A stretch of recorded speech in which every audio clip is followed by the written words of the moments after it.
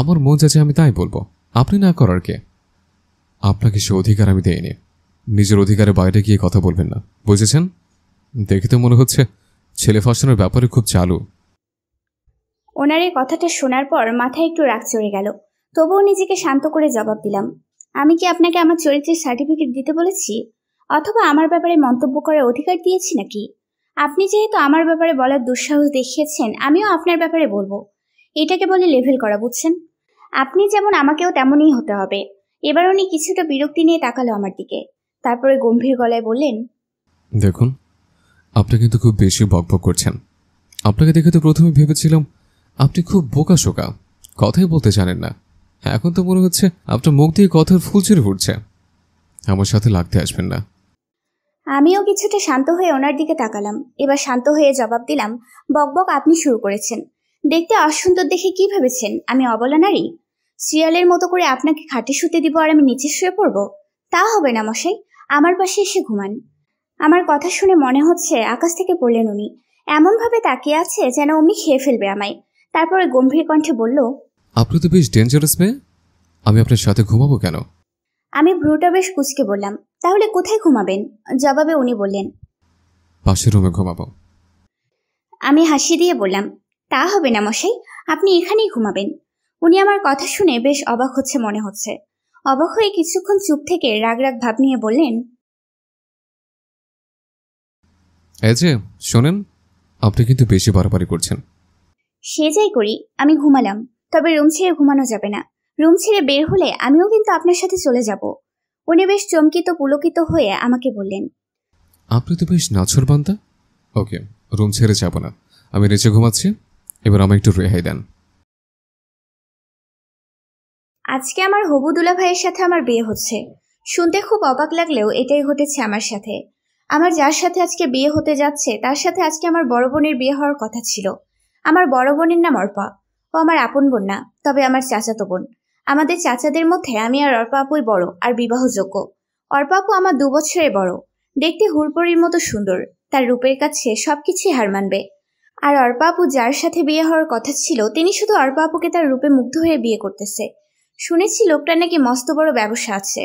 ওই লোকটার আর্থিক অবস্থার তুলনায় আমাদের আর্থিক অবস্থা অতটাও মানানসই না। আমরা মধ্যবিত্ত পরিবারের মেয়ে, আর উনি অনেক বড়লোক পরিবারের ছেলে। আপুকে যেদিন উনি দেখতে এসেছিল সেদিন আমি জানালা দিয়ে হালকা উকি দিয়ে ওনাকে দেখেছিলাম। সত্যি লোকটা অনেক সুন্দর আর হ্যান্ডসাম ছিল। আর লোকটা আপুকে দেখে প্রথম দেখায় পছন্দ করে ফেলল। পছন্দ হওয়ার সাথে সাথে খুব হই হই রই রই করে আপুর বিয়ের দিনক্ষণ নির্ধারণ করা হলো। আমরা সবাই খুব খুশি ছিলাম আপুর এত বড় ঘরে বিয়ে হবে দেখে। তাই সবাই খুব মজা করছিলাম। আমি নিজেও খুব মজা করতে লাগলাম। সামনের সপ্তাহে আপুর সাথে অরণ্যের বিয়ে। ওহো, তোমাদের তো ওই লোকটার সাথে পরিচয় করিয়ে দেওয়া হলো না।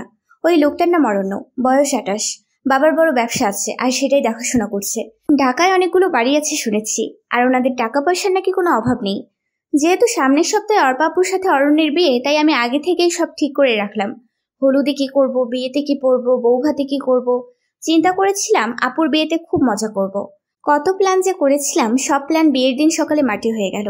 কারণ হঠাৎ করে বড় কাকি বলে উঠল, কি গো অর্পার মা, অর্পা তো ঘরে নেই, কোথাও খুঁজে তো পাচ্ছি না। বড় কাকির কথা শুনে আমরা সবাই থমকে গেলাম। আর কিছুক্ষণ পর পাত্রপক্ষ আসবে, আর এখন অর্পাপুকে খুঁজে পাওয়া যাচ্ছে না। অর্পাপু কোথায় গেল কেউ বুঝতে পারতেছিল না, কারণ অর্পাপুর কারোর সাথে কোনো সম্পর্ক আছে বলে মনে হয় না। থাকলে অবশ্যই কেউ না কেউ জানতো। তবে আপু কোথায় গেল এই প্রশ্নটা যেন সবার মনে বিদ্ধ করতে লাগলো। অর্পাপুকে সারা বাড়ি খোঁজা হলো, কিন্তু অর্পাপুর কোনো হদিস মিলল না। সবাই ভেবে নিয়েছে অর্পাপুর হয়তো প্রেমিক ছিল, আর অর্পাপু সে প্রেমিকের হাত ধরে পালিয়েছে। কিন্তু একথা জানাজানি হলে আর মানসম্মান থাকবে না। তাই কি করবে সবাই বুঝতে পারছিল না। সবাই উপায় খুঁজতে লাগলো। হঠাৎ করে কাকা বাবাকে বলে বসলো, অনন্যা তো বিবাহযোগ্য, অনন্যাকে বিয়ে দিলে কেমন হয়? মান সম্মান বাঁচানোর জন্য এছাড়া আর কোনো উপায় নেই। যেহেতু পাত্র যোগ্য ছিল আর আমি দেখতে অতটাও সুন্দর ছিলাম না, আর আমার মতো দেখতে খারাপ মেয়ের জন্য এর থেকে ভালো পাত্র আর হবে না, তাই আমার বাবাও কিছুটা লোভে পড়ে কাকার প্রস্তাবে রাজি হয়ে গেল। বাবার এমন অন্যায় সম্মতি দেখে আমার মাথায় যেন আকাশ ভেঙে পড়ল। কারণ আমি আর অর্পা আপু রাত আর দিন। আমি দেখতে অতটাও ভালো না, তারা আমাকে মেনে নেবে বলে মনে হয় না। কিন্তু বাবা আর কাকার প্রচণ্ড চাপে অর্পা আপুর জায়গায় আমাকে কোণে সেজে বসতে হলো বিয়ের পিড়িতে।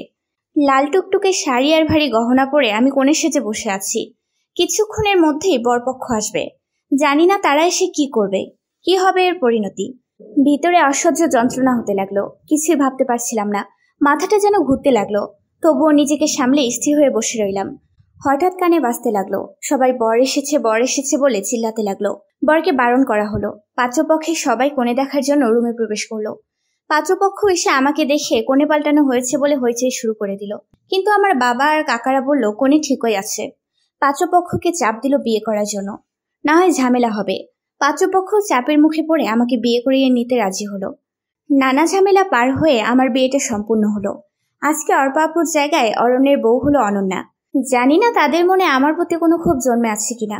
জন্মালেই বা কি, যা হবার তা তো হয়েছেই। আমি তো চাইনি এমন কিছু হোক। আমার তো অরণ্য ভাইয়ের জন্য খুব খারাপ লাগছে, কারণ উনি এসেছিল হুড়পড়ে বিয়ে করে নিতে, কিন্তু বিয়ে করে নিয়ে যাচ্ছে একটা শেওড়া গাছের পেতনি। নিজের জন্য বেশ খারাপ লাগছে, কারণ আমি তো চাইনি আমার বিয়েটা এভাবে জোরপূর্বক দেওয়া হোক। দেখতে খারাপ হলেও কখনো এটা নিয়ে আফসোস করিনি। নিজেকে সব দিক দিয়ে পারফেক্ট করে তোলার চেষ্টা করেছি। বিয়ে নিয়ে তো ৮-১০টা মেয়ের মতো আমারও স্বপ্ন ছিল, আর আজকে চোখের সামনে আমার সব স্বপ্নগুলো ভেঙে গেল। নিজের অজান্তেই বুকের ভেতরটা হু হু করে উঠল, আর চোখ দিয়ে বৃষ্টি ঝরতে লাগলো। আশেপাশে তো সবাই বলাবলি করতে লাগলো। বাবা, অনন্যার ভাগ্য তো অর্পা খুলে দিয়ে গিয়েছে। তা না হলে অনন্যা এমন ছেলে বিয়ে করতে পারতো নাকি? এসব শুনে যেন মনটা আরো খারাপ হয়ে গেল। ভাগ্যের কাছে যে এভাবে হেরে যাব বুঝতে পারিনি। অবশেষে বিয়ে সম্পূর্ণ হলো। বিয়ে সম্পূর্ণ হবার পর এখন কোণে বিদায় দেওয়ার পালা। আমার বাবা আমাকে অরণ্যের হাতে তুলে দিল। অরণ্যের হাতে তুলে দেওয়ার সময় অরণ্যের দিকে তাকানোর সাহস পেলাম না। লজ্জায় নিচের দিকে মুখ করে রাখলাম। মনের ভেতর শুধু এ মুহূর্তে একটা প্রশ্নই জাগছে, অর্পাপু কোথায় আছে, কোথায় গেল, কার সাথে গেল? এসব ভেবে মনের ভেতরটা খুব আনচান করতে লাগলো। অরণ্যের হাতে আমাকে তুলে দেওয়ার কিছুক্ষণ পরেই আমাকে যাওয়ার জন্য সবাই গাড়িতে তুলে দিল। আমি আমার বাবার বাড়ি থেকে শ্বশুর বাড়ি যাচ্ছি, কিন্তু ৮-১০টা মেয়ের মতো হাজারটা স্বপ্ন নিয়ে যাচ্ছি না, হাজারটা স্বপ্ন ভেঙে যাচ্ছি। ভাগ্যের পরিহাস যে এমন হবে বুঝতে পারিনি। ব্যস্ত শহরের পথ পাড়িয়ে আমি শ্বশুরবাড়ি পৌঁছলাম। শ্বশুরবাড়ির বাকি সবাই আমাকে দেখে কানাকানি করতে লাগলো। এ কি সর্বনাশ করেছে অরণ্য! একদম মধ্যবিত্ত ঘরে বিয়ে করেছে, তার উপর অসুন্দর মেয়ে। মেয়ে দেখার সময় সবার কি চোখ কপালে ছিল নাকি? অরণ্যের সাথে এ মেয়েকে মানায় নাকি? এমন সর্বনাশ অরণ্য নিজের হাতে কেন করলো? এসব কথা শুনে মনটা আরো ভাঙতে লাগলো। কোনো রকমে সবাই আমায় তুলে ঘরে নিল। খেয়াল করলাম ঘরটা ভীষণ সাজানো গোছানো, চারিদিকে অনেক ফুলের সুবাস ছড়াচ্ছে। আজকে এ ঘরে অর্পাপুর আসার কথা ছিল, কিন্তু ভাগ্যের লীলা খেলায় এ ঘরে আমি আসলাম। ঘরের নিভু নিভু আলোতে চুপ করে বসে রইলাম। হয়তো অন্য সব মেয়েরা এই সময় বসে থাকে স্বামীর অপেক্ষায়, আর আমি বসে আছি এক অনিশ্চিত ভবিষ্যতের অপেক্ষায়। বসে থাকতে থাকতে হঠাৎ খেয়াল করলাম অরণ্য রুমে ঢুকেছে। ওনাকে দেখে আমার সারা শরীর ভয়ে কাঁপছিল। জানি না কি কথার সম্মুখীন আমাকে আবার হতে হবে। এসব ভেবে যেন ভয়ে আরো কুকড়ে যেতে লাগলাম। খেয়াল করলাম উনি আমার দিকে তাকিয়ে আছে। হঠাৎ করে খেয়াল করলাম আমার শরীরটা ভীষণ কাঁপছে। ওপরে তাকালাম, মনে হচ্ছে ফ্যান আমার উপরে পড়ে যাবে। সবকিছু উল্টাপাল্টা লাগছে। আমার এখন কি করা উচিত বুঝতে পারছি না। তাই একদম চোখটা বন্ধ করে ধপাস করে শুয়ে পড়ি। আস্তে আস্তে শরীরটা আরো নিস্তেজ হয়ে কাঁপতে লাগলো, কষ্ট হতে লাগলো খুব। হঠাৎ খেয়াল করলাম কেউ একজন আমার হাতটা ধরেছে। হাতটা ধরে চোখ মুখে পানির ঝাপটা দিচ্ছে, কিন্তু চোখ খোলার মতো শক্তি পাচ্ছিলাম না। এবার মনে হচ্ছে কেউ আমার প্রেশার মাপছে, তবুও চোখ খুলে দেখার মতো শক্তি পাচ্ছিলাম না। আস্তে আস্তে আরো নিস্তেজ হতে লাগলাম। অনুভব করলাম এখন আর আমার পাশে কেউ নেই। খুব অসহায় মনে হতে লাগলো নিজেকে। কিছুক্ষণ পর খেয়াল করলাম কেউ আমার মুখে কিছু একটা দিয়ে বলতেছে, এই যে আপনি এটা খেয়ে নিন, আপনার প্রেশার খুব নেমে গিয়েছে, একটু কষ্ট করে খান, হা করুন। কথাগুলো শোনার পরও আমি হা করার শক্তি পাচ্ছিলাম না। কোনোভাবেই নিজের মধ্যে শক্তি সঞ্চার করে হা করলাম। খেয়াল করলাম মুখে পানি দিচ্ছে। পানিটা মিষ্টি, বুঝতে আর বাকি রইল না এটা চিনির পানি। তাই নিজের মধ্যে শক্তি জুগিয়ে পানিটা কষ্ট করে খেলাম। খাওয়ার পর একটু ঝিম ধরে শুয়ে পড়লাম। আস্তে আস্তে মনে হচ্ছে শরীরে শক্তি পাচ্ছি, চোখটা খোলার মতো শক্তি পাচ্ছি। কোনো রকমে চোখ খুললাম। চোখ খোলার পর খেয়াল করলাম অরণ্য আমার পাশে বসে আছে, সাথে কিছু খাবার নিয়ে। আমি একটু তাড়াহুড়ো করে বসতে নিলাম। উনি আমাকে বলল, এত তাড়াহুড়ো করার কিছু হয়নি, আপনি আস্তে আস্তে উঠুন, আর উঠে এগুলো খেয়ে নিন। আপনাকে দেখে মনে হচ্ছে সকাল থেকে কিছুই খাননি, তাই প্রেশার কমে গিয়েছিল। আপনি একটু এগুলো খেয়ে নিন। ওনার কথা শুনে মনে মনে বলতে লাগলাম, সকাল থেকে যা গেল আমার ওপর, এরপর খাওয়া কি আর গলা দিয়ে নামে নাকি? তবে আমি অনেক খেতে পারা একটা মেয়ে, সারাদিনেই কিছু না কিছু খেতাম। সত্যি বলতে এই মুহূর্তে আমার পেটে খুব ক্ষুধা লেগেছে, তাই সামনে মুরগির রোস্ট আর পোলাওটা দেখে লোভ সামলাতে পারলাম না। সামনে পেয়েই খেতে লাগলাম, গপ গপ করে খেতে লাগলাম। হঠাৎ করে খাবার গলায় বাজলো আর হেঁচকি তুলতে লাগলাম। কোনোভাবেই যেন হেঁচকিটা কমছিল না। হঠাৎ করে খেয়াল করলাম উনি আমার সামনে এক গ্লাস পানি ধরলো। আমি পানিটা নিয়ে এক নিঃশ্বাসে খেয়ে ফেললাম। উনি আমাকে কি ভাবছে সেটা দেখার দরকার আমি মনে করছি না। এই মুহূর্তে আমার ক্ষুধা লেগেছে আর আমাকে এখন খেতে হবে এটাই জানি, তাই আমি আপন মনে খেতে লাগলাম। অল্পক্ষণের মধ্যেই আমার খাওয়া শেষ হলো আর আমি রিল্যাক্স মোডে শুয়ে পড়লাম। আর উনি খাবার প্লেটটা টেবিলের উপর রাখতে গেলেন। যাক, লোকটারে যতটা খারাপ ভেবেছিলাম ততটা খারাপ না, এটা ভেবে মনটা শান্ত হলো। কিন্তু হুট করে উনি বললেন, আপনি কি ঘুমিয়ে পড়েছেন নাকি? না ঘুমলে আপনার সাথে একটা কথা ছিল। আমি নড়ে চড়ে বসে বললাম, না আমি তো ঘুমাইনি। কেন, কিছু বলবেন? বলুন। উনি এবার গম্ভীর গলায় বললেন, সত্যি বলতে সবার চাপে পড়ে আমি আপনাকে বিয়ে করেছি। আমি আপনার বোন অর্পাকে প্রথম দেখায় খুব ভালোবেসে ফেলেছিলাম। ওকে নিয়ে একটা ছোট্ট সংসার কল্পনা করে ফেলেছিলাম। সে জায়গায় আপনাকে কেন জানি না চাইলেও মানতে পারছি না। আপনাকে আমি আঘাত দিয়ে কথাটা বলতে চাইনি, তবে আমি খুব সোজা সাপটা স্বভাবের ছেলে, যা বলি সরাসরি। না মানার একটা কারণ আছে। আশা করি আপনি যথেষ্ট বুদ্ধিমতী আর সে কারণটা বুঝতে পেরেছেন। ওনার কথাগুলো শুনে কেন জানি না তেমন কোনো খারাপ লাগলো না। কারণটা আর কি হবে? কারণটা তো এটাই হবে, আপু সুন্দর আর আমি অসুন্দর। আমি তো আগেই বুঝেছিলাম আমার বিয়েটা ৮-১০টা মেয়ের মতো হয়নি, তাই ওনাকে জবাব দিলাম, আপনাকে জোর করে আমাকে মানতে হবে না। আমি নিজেও চাইনি এভাবে আমার বিয়েটা হোক। বিয়ের দিন সকালে অর্পা আপুকে কোথাও খুঁজে পাওয়া যাচ্ছিল না। কোথায় গিয়েছি কেউ বলতে পারলো না। আর আপুর কোনো রিলেশন ছিল এটাও কারো জানা নেই। এ মুহূর্তে কি করবে কেউ বুঝতে পারছিল না। আর ওই বাড়িতে আমি ছাড়া আর কোনো মেয়ে বিবাহযোগ্য ছিল না, তাই সবার জোরাজুরিতে রাজি না হয়ে পারলাম না। আমি জানি অর্পা আপুর তুলনায় আমি কিছুই না। অর্পা আপু অনেক সুন্দর আর আমি অসুন্দর, কিন্তু এটা নিয়ে আমার কখনো আফসোস হয়নি। আমি সবসময় নিজেকে পারফেক্টভাবে গড়ে তোলার চেষ্টা করেছি, কিন্তু ভাগ্যের কাছে এভাবে হেরে যাব বুঝতে পারিনি। আপনি চিন্তা করবেন না, আমি কখনো জোর করে কিছু করব না। সময়টা একটু পার হতে দিন। আপনি চাইলে আমি নিজে আপনাকে ডিভোর্স দিয়ে দিব। আমার কথাগুলো শুনে উনি বেশ চমকে গেলেন। উনি হয়তো আশা করেনি আমি এমন কিছু বলবো। কিছুক্ষণ স্তব্ধ থেকে উনি উত্তর দিলেন, সে যাই হোক, সময় সব বলে দেবে। আপাতত আমি আপনাকে মেনে নিতে পারবো না। আপনি এই বাড়িতে এসছেন, মেহমান হিসেবে আপনার যেন কোনো সমস্যা না হয় আমি সেই বিষয়টা খেয়াল রাখব। কিন্তু দয়া করে আমার ভালোবাসা বাবার আশা রাখবেন না, কারণ আমি আপনার বোনকে প্রথম দেখেই ভালোবেসে ফেলেছি। আমি কিছুটা চুপ থেকে জবাব দিলাম, আপনি দয়া করে আমাকে সিরিয়ালের নায়িকা ভাববেন না।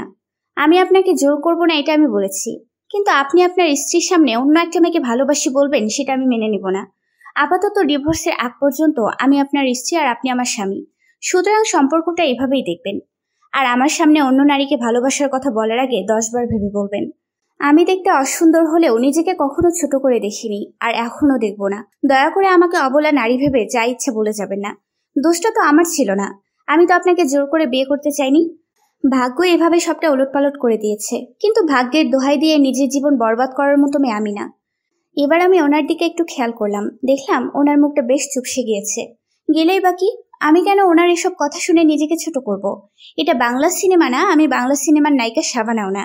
সুতরাং যতদিন আমি অরণ্যের বউ হিসেবে আছি আমি আমার অধিকার আদায় করে নিব, তবে সেটা ভালোবাসা দিয়ে, জোর করে না। উনি আমার কথাগুলো শুনে বেশ কিছুক্ষণ চুপ করে জবাব দিলেন, আমার মন যাচ্ছে আমি তাই বলবো, আপনি না করার কে? আপনাকে সে অধিকার আমি দেইনি। নিজের অধিকারের বাইরে গিয়ে কথা বলবেন না, বুঝেছেন? দেখে তো মনে হচ্ছে ছেলে ফাঁসানোর ব্যাপারে খুব চালু। ওনার এই কথাটা শোনার পর মাথায় একটু রাগ চড়ে গেল, তবুও নিজেকে শান্ত করে জবাব দিলাম, আমি কি আপনাকে আমার চরিত্রের সার্টিফিকেট দিতে বলেছি, অথবা আমার ব্যাপারে মন্তব্য করার অধিকার দিয়েছি নাকি? আপনি যেহেতু আমার ব্যাপারে বলার দুঃসাহস দেখিয়েছেন, আমিও আপনার ব্যাপারে বলবো। এটাকে বলে লেভেল করা, বুঝছেন? আপনি যেমন আমাকেও তেমনই হতে হবে। এবার উনি কিছুটা বিরক্তি নিয়ে তাকালো আমার দিকে, তারপরে গম্ভীর গলায় বললেন, দেখুন, আপনি কিন্তু খুব বেশি বকবক করছেন। আপনাকে দেখে তো প্রথমে ভেবেছিলাম আপনি খুব বোকাশোকা, কথাই বলতে জানেন না। এখন তো মনে হচ্ছে আপনার মুখ দিয়ে কথার ফুলচুরি ফুটছে। আমার সাথে লাগতে আসবেন না। আমিও কিছুটা শান্ত হয়ে ওনার দিকে তাকালাম। এবার শান্ত হয়ে জবাব দিলাম, বকবক আপনি শুরু করেছেন। দেখতে অসুন্দর দেখে কি ভেবেছেন আমি অবলা নারী? সিরিয়ালের মতো করে আপনাকে খাটে শুতে দিব আর আমি নিচে শুয়ে পড়বো? তা হবে না মশাই, আমার পাশে এসে ঘুমান। আমার কথা শুনে মনে হচ্ছে আকাশ থেকে পড়লেন উনি। এমনভাবে তাকিয়ে আছে যেন অমনি খেয়ে ফেলবে আমায়। তারপরে গম্ভীর কণ্ঠে বলল, আপনি তো বেশ ডেঞ্জারাস মেয়ে। আমি আপনার সাথে ঘুমাবো কেন? আমি ভ্রুটা বেশ কুঁচকে বললাম, তাহলে কোথায় ঘুমাবেন? জবাবে উনি বললেন, পাশের রুমে ঘুমাবো। আমি হাসি দিয়ে বললাম, তা হবে না মশাই, আপনি এখানেই ঘুমাবেন। উনি আমার কথা শুনে বেশ অবাক হচ্ছে মনে হচ্ছে। অবাক হয়ে কিছুক্ষণ চুপ থেকে রাগ রাগ ভাব নিয়ে বললেন, এই যে শোনেন, আপনি কিন্তু বেশি বাড়াবাড়ি করছেন। সে যাই করি, আমি ঘুমালাম, তবে রুম ছেড়ে ঘুমানো যাবে না। রুম ছেড়ে বের হলে আমিও কিন্তু আপনার সাথে চলে যাব। উনি বেশ চমকিত পুলকিত হয়ে আমাকে বললেন, আপনি তো বেশ নাছর বান্দা। ওকে, রুম ছেড়ে যাব না, আমি নিচে ঘুমাচ্ছি। এবার আমায় একটু রেহাই দেন। আমিও মুচকি এসে জবাব দিলাম, ঠিক আছে ভূতমশাই। উনি ভুরুটা কুঁচকে বলল। ভূত মশাই এটা আবার কে? আমি হাসতে হাসতে বললাম, কেন আপনি? উনি অবাক হয়ে বলল। আপনি আমার নামও ঠিক করে ফেলেছেন এর মধ্যে? এবার আমি একটু জোরেই হেসে ফেললাম। হাসতে হাসতে ওনাকে বললাম, হ্যাঁ করেছি। উনি বিরক্ত হয়ে জবাব দিলেন। আপনি সত্যিই পাগল একটা মেয়ে, সেটা কি আপনি জানেন? আমি আরো একটু হেসে নিলাম, হেসে জবাব দিলাম, সেটা নতুন করে বলার কিছু না। আমি একটু নাছরবান্দা, সবাই জানে। আপনি ঘুমান। আর ধন্যবাদ এত কিছু খাওয়ানোর জন্য। সবগুলোই আমার প্রিয় খাবার ছিল, শুধু চিনির পানিটা ছাড়া। উনি কিছুটা চুপ হয়ে বলল, দোহাই লাগে, এবার চুপ হন, আমাকে ঘুমাতে দিন একটু। আমি হাত দুটো দিয়ে মুখ চেপে ইশারা করলাম ঘুমান। আপনারা হয়তো আমার এরকম আচরণ দেখে অবাক হচ্ছেন আমি কেন এমন করলাম। সত্যি বলতে আমি ছোটবেলা থেকেই খুব নাছরবান্দা আর পাগলাটে স্বভাবের মেয়ে ছিলাম। পাগলামির ভাবগুলো এত বড় হওয়ার পরও যায়নি, তাই পাগলামির সুযোগ পেলেই করে ফেলি। এই যে অরণ্যের সাথে সবেমাত্র শুরু করেছি, এরপর যে কত কি হবে কে জানে। আস্তে আস্তে সব বলবো। যাই হোক, সেদিনের মতো আমি ঘুমিয়ে পড়লাম। পরের দিন সকালে উঠে আমি খেয়াল করলাম উনি নাক ডেকে ঘুমাচ্ছে। এমন ভাবে নাক ডাকছে মনে হচ্ছে চারিদিকে ভূমিকম্প হচ্ছে। আমি কি করব কিছু বুঝতে না পেরে এক গ্লাস পানি নিয়ে ওনার নাক বরাবর ঢেলে দিলাম। ভূতমশাই ধপ করে উঠে বসে বলতে শুরু করলেন, কি হলো? আপনি এইভাবে পানি দিলেন কেন? মাথা সব কি ছিঁড়ে গেছে আপনার? আমি এবার হাসতে হাসতে বললাম, মাথা তো আমার ঠিকই আছে। বলি কি, এভাবে যে নাক ডাকছেন মনে তো হচ্ছে 7 মাত্রার ভূমিকম্প হচ্ছে। খেয়াল করলাম উনি বেশ রেগে গিয়েছে আমার কথাটা শুনে। কিছুক্ষণ দম মেরে বসে থেকে আমাকে বললেন, দেখেন, এসব মজা আমার একদম পছন্দ না, আর এমন করবেন না। আপনি খুব বেশি করছেন। কালকে থেকে একের পর এক কাহিনী করে জ্বালাচ্ছেন। শেষমেশ আমি এখন পাগলে পাল্লায় পড়লাম। আল্লাহ, আমায় রেহাই দাও। আমি ভুরুটা কুচকালাম আর অবাক হয়ে বললাম, হয়েছে হয়েছে, এত কষ্ট পেতে হবে না। আমি আপনাকে এখনো তেমন কিছু করিনি। এত হতাশ হওয়ার মতো কিছু হয়নি। এখন আমাকে সবার সাথে একটু পরিচয় করিয়ে দেন তো। আমি তো এ বাসার কাউকেই চিনি না। আমার কথা শুনে ভূতমশাই রাগ রাগ গলায় বললেন, কারোর সাথে পরিচয় হওয়ার দরকার নেই। বাসা অনেক মেহমান, আপনি বের হওয়ারই কোনো দরকার নেই। ঘরে বসে থাকুন। উনি আমাকে আরো কিছু বলতে যাবেন, ঠিক এই মুহূর্তে দরজায় কেউ নক করে বলতেছে, অনন্যা, দরজাটা খোল। বউ নিয়ে নিচে বসার রুমে আয়, সবাই বউ দেখার জন্য অপেক্ষা করছে। উনি আমার সাথে কোনোরূপ কথা না বাড়িয়ে ওই মহিলাকে জবাব দিলেন, ফ্রেশ হয়ে আসতেছি, তুমি যাও। আচ্ছা, গেলাম আমি। উনি উঠতে যাবে ঠিক সেই মুহূর্তে ওনার পাশে বসে ওনাকে বললাম, আচ্ছা আপনার বাসায় কে কে আছে বলুন না। এবারও উনি রেগে গিয়ে বললেন, আপনার এত কিছু জানতে হবে না, বললাম তো।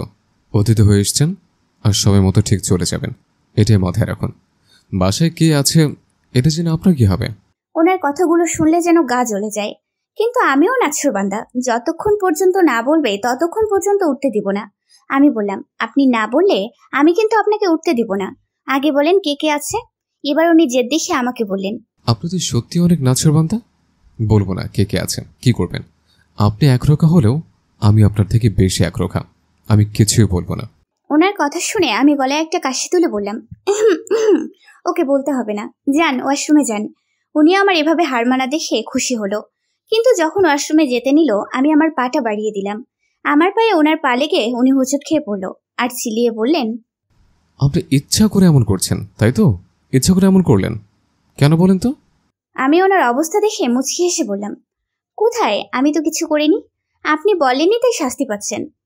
যদি এবারও না বলেন তাহলে আরো অনেক কিছুই আপনার জন্য অপেক্ষা করছে। এবার ভেবে দেখুন কি করবেন। উনি বেশ বুঝতে পারলো আমি অনেক নাছরবান্দা, তাই আর অনাকাঙ্ক্ষিত কিছু ঘটার আগে বললেন, আমার পরিবারে বাবা, মা, আমি আর আমার বড় বোন আছে। বাবা বিদেশ থাকে সবসময়, আর মা দেশে থাকে, কিন্তু প্রায় সময় অসুস্থ থাকে। আর বড় বোন তার স্বামী নিয়ে লন্ডন থাকে। একটু আগে যে মেয়েটা ডেকে গেল, উনি আমার বড় বোন। আর আমার বাবা আমার বিয়েতে আসেনি, উনি সবসময় ব্যস্ত থাকেন। আমি ওনার কথা শুনে বোকার মতো বললাম, আচ্ছা তাহলে আপনার বাসায় রান্না করে কে?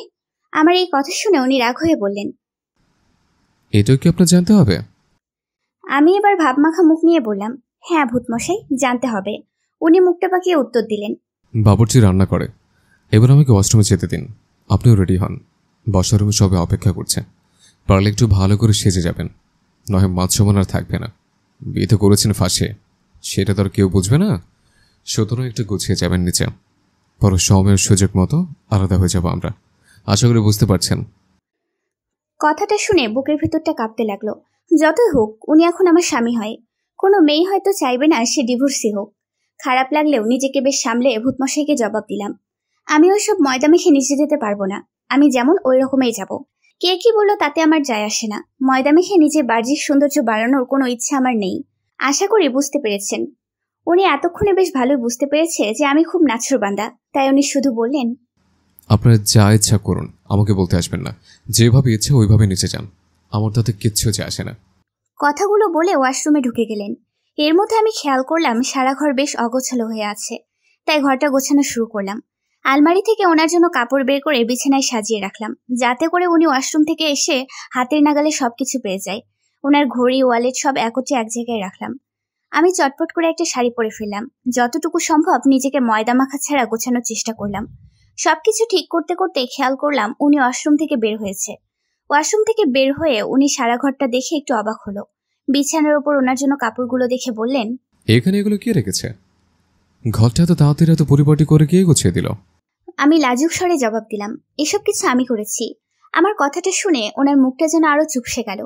ওনার চুপসানো মুখটা পুরো আলুর চপের মতো লাগছিল। চুপসানো মুখ নিয়ে আমাকে বলল, এত কিছু করতে কেউ তো আপনাকে বলেনি, এত কিছু করতে গেলেন কেন?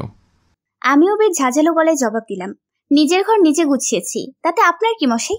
উনি ভ্রুটা কুঁচকে বলল, আপনার ঘর মানে? এটা আপনার ঘর কবে হলো? আমি হাসি হাসি মুখে উত্তর দিলাম, কেন? স্বামীর ঘরেই তো স্ত্রীর ঘর হয়। বিয়েটা যেভাবেই হোক, ডিভোর্সের আগ পর্যন্ত আমি আপনার স্ত্রী আর আপনি আমার স্বামী। সুতরাং ঘর গোছাতে আমি পারবো নিশ্চয়ই। ভূতমশাই রাগ রাগ গলায় বললেন, আপনি একটু বেশি বকেন। আর আপনাকে অ্যাড্রেস বের করতে কে বলেছে? আমি তো এটা পড়বো না। আমিও এবার একটু রেগে গেলাম। আমি বের করেছি বলে পড়বেন না। আমিও রাগ করে বললাম, আমার কাছে এটা ভালো লেগেছে তাই এটা বের করেছি, পড়লে খুশি হব। উনি এবার ভীষণ গম্ভীর একটা মোড নিয়ে জবাব দিলেন, আপনার খুশিতে আমার কি চাই বা আসে? করেছেন তো ফাঁসিয়ে বিয়ে, আবার অধিকার ফলাতে আসতেছেন। লজ্জা হওয়া উচিত আপনার। এ কথাটা শুনে বুকের ভিতরে হু হু করে কষ্টের সাইরান বাজতে লাগলো। চোখের কোণে হালকা মেঘও জমতে লাগলো। যেভাবেই বিয়েটা হোক, তাই বলে উনি এভাবে বলবে? তবুও নিজেকে অনেক শক্ত করে ওনাকে বললাম, আপনার ইচ্ছে মতো পরে নিন, সমস্যা নেই। উনি আমার কথা শুনে বিছানা থেকে আমার রাখা ড্রেসটা আলমারিতে রেখে ওনার পছন্দ মতো একটা ড্রেস পরলেন। কিন্তু আমিও কম নাছোড়বান্দা না। ওনাকে এই শাস্তি তো আমি দিবই। কিভাবে কি করা যায় বেশ ভাবতে লাগলাম। ভাবতে ভাবতে যেন চিন্তার আকাশে হাবুডুবু খেতে লাগলাম। হঠাৎ করে ভূতমশাইয়ের তুড়ির শব্দে চিন্তার ঘোর কাটল। ভূতমশাই তুড়ি বাজাতে বাজাতে বললেন, এই যে আপনি উপরে তাকিয়ে কি দেখছেন? আপনি আর কোনোদিন আমার অনুমতি ছাড়া আমার আলমিরা হাত দেবেন না, বুঝেছেন? আমিও কথাটা শুনে বেশ শেষে লুটুপুটি খাচ্ছিলাম। লুটুপুটি খেয়ে তুড়ি বাজাতে বাজাতে বললাম, ওই হ্যালো, স্বামীর আলমিরায় হাত দিতে অনুমতি লাগে নাকি? আমাকে জ্ঞান দিতে আসবেন না, আমি অন্যায় কিছু করিনি। উনি বেশ বিরক্ত হয়ে আমাকে বললেন, আপনি সত্যিই পাগল। আপনার মাথার তার মনে হয় সব ঢিলা। আমি আবারও হাসতে হাসতে বললাম, ভূতমশাই একটু ভুল বলে ফেললেন। উনি ওনার বিরক্ত মাখা মুখ নিয়ে প্রশ্ন করলেন, কি ভুল শুনি? আমি হাসি দিয়ে বললাম, আমার মাথার তার ঢিলা না। তো আপনার মাথার তার কি? আমার মাথার তার তো সব ছেঁড়া। এবার খেয়াল করলাম ওনার মুখে বিরক্তির মাত্রাটা বেশ বৃদ্ধি পেয়েছে। বিরক্ত মাখা মুখ নিয়ে বললেন, দোহাই লাগে, হাত জোর করে আপনি আপনার বকবকানিটা একটু থামান। এবার বসরুমে চলুন, আমাকে মুক্তি দিন। আমিও আমার শাড়ির আঁচল নাড়াতে নাড়াতে বললাম, চলুন। এরপর দুজন নিচে গেলাম। নিচে যাওয়ার পর খেয়াল করলাম সবাই আমার দিকে কেমন ভাবে যেন তাকাচ্ছে, আর আমাকে দেখে বলছে, অরণ্যের কি কপালে চোখ ছিল, নাকি এমন একটা মেয়ে কেউ বিয়ে করে আনে নাকি? তার উপর মেয়ের পরিবারও বেশি ধনী না। কি দেখে এ মেয়ে বিয়ে করলো আল্লাহ জানে ভালো। একের পর এক এসব কথা শুনে আমার মনটা ভীষণ খারাপ হতে লাগলো। সবাই শুধু আমার বাহ্যিক সৌন্দর্যটাকেই দেখলো, আমার ভেতরটা বোঝার চেষ্টা করলো না। ভেতরে মানুষটা কেমন আমি সেটা একবারও কেউ যাচাই করার প্রয়োজন অনুভব করলো না। হুট করে খেয়াল করলাম আমার শাশুড়ি মা এসেছেন। সবাই শাশুড়ি মাকে দেখে চুপ হয়ে গেল। শাশুড়ি মা এসে আমাকে দেখে বললেন, তোমার নাম কি মা? আমি চট করে ওনাকে সালাম করে উত্তর দিলাম, আমি অনন্যা। উনি হাসি মুখে বললেন, বাহ, খুব সুন্দর নাম। আমি মাকে বললাম, মা আপনি এদিকে এসে বসুন। মা আপনি অসুস্থ শরীর নিয়ে কষ্ট করে এখানে আসলেন কেন? শুনেছি আপনাকে নাকি ডাক্তার বেড রেস্ট দিয়েছে। এই শরীর নিয়ে এখানে কষ্ট করে আসার কি দরকার ছিল? আপনি বললে আমি আপনার রুমে চলে যেতাম, কিন্তু আপনার রুমটা চিনি না, আর এবারে নতুন তো তাই কিছুই চিনতে পারিনি। চিনলে আমিও উঠে চলে যেতাম। মা কষ্ট হয়নি তো আসতে? উনি একরাশ হাসি দিয়ে বললেন, আমার মাটা দেখি অনেক সুন্দর করে কথা বলে। আমার মাটা দেখতে যেমন রূপবতী তেমন গুণবতীও। মায়ের মুখে রূপবতী কথাটা শুনে যেন নিজের চোখে অঝরে বৃষ্টি নামতে লাগলো। জীবনে প্রথম কেউ আমাকে রূপবতী বলেছে। নিজেকে সামলাতে অনেক চেষ্টা করলাম, কিন্তু জানি না কেন আবেগটা সামলাতে পারছিলাম না। তাই মাকে ধরে হু হু করে কেঁদে কেঁদে বললাম, মা আপনি আমাকে রূপবতী বলছেন? আমাকে আজ পর্যন্ত কেউ রূপবতী বলেনি। আপনার মুখে রূপবতী কথাটা শুনে কেন জানি না আবেগটা সামলাতে পারলাম না। মা আমার মাথায় হাত বুলিয়ে দিয়ে বললেন, সবাই তো তোমার বাইরের রূপটা দেখেছে, কেউ তোমার ভিতরের রূপটা দেখেনি। তোমার ভিতরের রূপটা যদি কেউ দেখতো তাহলে সবাই তোমাকে রূপবতী বলতো। আমি যে তোমার ভিতরের রূপটাকে উপলব্ধি করতে পেরেছি, যার কারণে তুমি আমার কাছে সবচেয়ে রূপবতী। আমি আমার মেয়ে নীলার মুখে সবটা শুনেছি বিয়ের ব্যাপারে। শোনো মা, আমার ছেলে তোমার কপালে ছিল, তাই তোমার সাথে এভাবে বিয়ে হয়েছে। আমার ছেলের ভাগ্যে তুমি ছিলে। কে কি বললো কানে দিবে না, কারণ মানুষ যাই বলুক নিজের কাছে যেটা সঠিক মনে হবে সেটাই করবে। মানুষের কাজই কথা বলা। মনে রাখবে, যখন তোমাকে নিয়ে কেউ নেতিবাচক মন্তব্য করবে ভেবে নিবে সে তোমার জয় ঈর্ষান্বিত, তাই তোমার সুখে তার মন কাতর হয়েছে বলেই তোমার নামে সে নেতিবাচক মন্তব্য করছে। জীবনে চলার পথে অনেক বাধা আসবে, লক্ষ্য স্থির রেখে সামনে এগিয়ে যেতে হবে। মানুষের কথায় কান দিয়ে নিজের লক্ষ্য থেকে বিচ্যুত হবে না। মায়ের কথাগুলো শুনে মনে যেন আরো ভরসা পেলাম। মাকে জড়িয়ে ধরে আবেগে আরো কাঁদতে লাগলাম। মা মাথায় হাত বুলাতে বুলাতে বললেন, পাগড়িটা কাঁদছে কেন এত? শোন মা, আজকে রাতের পর থেকে বাড়িটা ফাঁকা হয়ে যাবে। নীলাও চলে যাবে রাতের ফ্লাইটে লন্ডনে। বাড়িতে আমি, তুমি আর অরণ্য ছাড়া কেউ থাকবে না। প্রতিদিন বাবুর্চির রান্না খেতে খেতে বিরক্ত হয়ে গিয়েছি। আমি জানি এবার আমি চিন্তামুক্ত, কারণ আমাকে আর বাবুর্চির রান্না খেতে হবে না। আমার বৌমা এখন আমাকে সব রান্না করে খাওয়াবে। কিরে মা, খাওয়াবি না? আমি চোখের পানি মুছতে মুছতে বললাম, কেন পারবো না? এত ছোট একটা আবদার পালন করতে পারবো না মেয়ে হয়ে? তাহলে আমি তোমার কেমন মেয়ে? চিন্তা করো না, আমি সবটা গুছিয়ে নেব। আমাকে শুধু বুঝিয়ে দিও আর দোয়া করো। উনি হাসতে হাসতে বললেন, সে তো অবশ্যই। চারপাশে এই মুহূর্তে বেশ নিস্তব্ধতা বিরাজ করছে। সবাই খুব চুপ হয়ে গিয়েছে। খেয়াল করলাম আমার ভূতমশাই আমার দিকে আলুর মতো চুপসানো মুখ নিয়ে হা করে তাকিয়ে আছে। আমিও এই সুযোগে একটু পাগলামি করা থেকে নিজেকে বিরত রাখতে পারলাম না। সুযোগ বুঝে ভূতমশাইকে চোখ টিপুনি দিলাম। ভূতমশাই আমার চোখ টিপুনি দেখে একটু নড়ে চড়ে দাঁড়ালো। আমি ভূতমশাইয়ের থেকে মনোযোগ সরিয়ে মায়ের দিকে তাকিয়ে বললাম, মা এবার ঘরে চলুন। বেশিক্ষণ এভাবে থাকা ঠিক হবে না। আপনি আমার সাথে ঘরে চলুন তো, আর আমাকে আপনার ঘরটা চিনিয়ে দেন, যাতে করে আমার ঘরে যেতে কোনো অসুবিধা না হয়। মা হাসতে হাসতে বললেন, চল আমার সাথে চল। আমি মাকে নিয়ে ঘরে গেলাম। এবার মা আমার হাতটা ধরে বললেন, দেখো মা, অরণ্য বেশ সোজা সাপটা সরল স্বভাবের ছেলে। তুমি অরণ্যকে ভালো রেখো, কখনো কষ্ট দিও না। আমি মায়ের হাতটা চেপে ধরে বললাম, মা বিয়েটা যেভাবেই হোক আমি এখন অরণ্যের স্ত্রী। অরণ্যের ভালো মন্দের বিষয়টা আমি মাথায় রাখবো। আপনি শুধু আমার জন্য দোয়া করবেন। মা আমার মাথায় আবার হাত বুলাতে বুলাতে বললেন, দোয়া করি অনেক সুখী হও। মায়ের আদর মাখা স্পর্শ নিয়ে আমি বের হলাম মায়ের রুম থেকে। মায়ের রুম থেকে বের হয়ে খেয়াল করলাম ভূতমশাই এক জায়গায় স্থির হয়ে দাঁড়িয়ে আছে। এই সুযোগ আমার প্ল্যানটা কাজে লাগানোর। আমি একটু কোক মুখে নিয়ে ভূতমশাইয়ের কাছে গিয়ে জোরে হাঁচি দিলাম, আর মুখের সব কোক ওনার গায়ে ফেললাম। উনি বেশ লাফিয়ে বলে উঠলেন, আমি তো জানি আপনি ইচ্ছে করে এমন করেছেন। কেন করেছেন এমন? আপনি আমার সাথে এমন করেন কেন? মাকে তো দেখলাম খুব হাত করে ফেলেছেন। ফাঁসানোর ব্যাপারও তো আপনি অনেক ওস্তাদ। মাকেও ফাঁসিয়ে দিয়েছেন পুরা। আমি এবার ফাঁসানোর কথাটা শুনে অতটা গায়ে লাগালাম না। ওনাকে সজোরে বললাম, সে আমি যা ইচ্ছে তাই করি, আপনার কি? যান, ড্রেসটা চেঞ্জ করে আগের ড্রেসটাই পরুন, যেটা আমি পছন্দ করেছিলাম। আমার কথা শোনেননি তো, তাই এমন হয়েছে। মাঝে মাঝে বইয়ের কথা শুনতে হয়, না হয় এমন অনাকাঙ্ক্ষিত ঘটনা ঘটতেই পারে। এ কথাটা শোনার পর ওনার আর বুঝতে বাকি রইল না যে আমি ইচ্ছে করে এমন করেছি। কিন্তু ওনার মুখে তেমন রাগের ছাপটা এখন লক্ষ্য করলাম না। তবুও মুখটাকে একটু বাঁকিয়ে জবাব দিলেন, আপনার পছন্দের ড্রেসটা পরবো না, আপনাকে আমার ভালো লাগে না। অর্পাকে দেখে প্রথম দেখে ভালো লেগে গিয়েছিল, যে ভালো লাগাটা আপনার প্রতি চাইলেও আনতে পারছি না। আমি এবার হালকা করে ওনার একটু কাছে গেলাম। কাছে গিয়ে বললাম, প্রথম দেখায় ভালো লেগে যাওয়ার চেয়ে দেখতে দেখতে ভালো লাগাটা অনেক শ্রেয়। আপনি আমাকে দেখতে থাকুন। এ বলে চোখ টিপুনি দিয়ে বললাম, ওই ড্রেসটা পরলেই ভালো লাগবে, পরবেন কিন্তু? পরবো না। এ বলে উনি তাড়াহুড়ো করে রুমে চলে গেলেন। কিছুক্ষণ পর খেয়াল করলাম উনি সিঁড়ি দিয়ে নিচে নামছে। আমি ওনাকে দেখে পুরো অবাক, কারণ উনি ওই ড্রেসটাই পরেছে আমি যেটা পরতে বলেছিলাম। আমি তো ওনার দিক থেকে চোখ সরাতে পারছিলাম না। মনের ভিতর একটা হিমেল হাওয়া বইতে লাগলো। উনি হুট করে আমার কাছে এসে বললেন, ভাববেন আপনার কথা রাখতে পড়েছে। আমার ড্রেস আমি পরবো, যা ইচ্ছে পরবো, কারো কথায় পরিনি। আমি এবার কিছুই বললাম না, শুধু মুচকি একটু হেসে দিয়ে বললাম, ঠিক আছে, কিছু ভাববো না। ছোটখাটো খুনসুটি দিয়ে সারাটা দিন পার করলাম। সন্ধ্যার দিকে এক এক করে সব মেহমান চলে গেল। বাড়িটা বেশ নিস্তব্ধ হয়ে গেল। নীলা আপু রাতের ফ্লাইটে লন্ডন চলে গেল। যাওয়ার আগে শুধু বলে গেল, বিয়ে যেভাবেই হোক আমি যেন সবটা ম্যানেজ করে নেই। আমিও আশ্বাস দিয়ে সবটা ঠিক করে নিব বললাম। পরিবারে এমন সাপোর্ট পাবো কখনো আশা করিনি।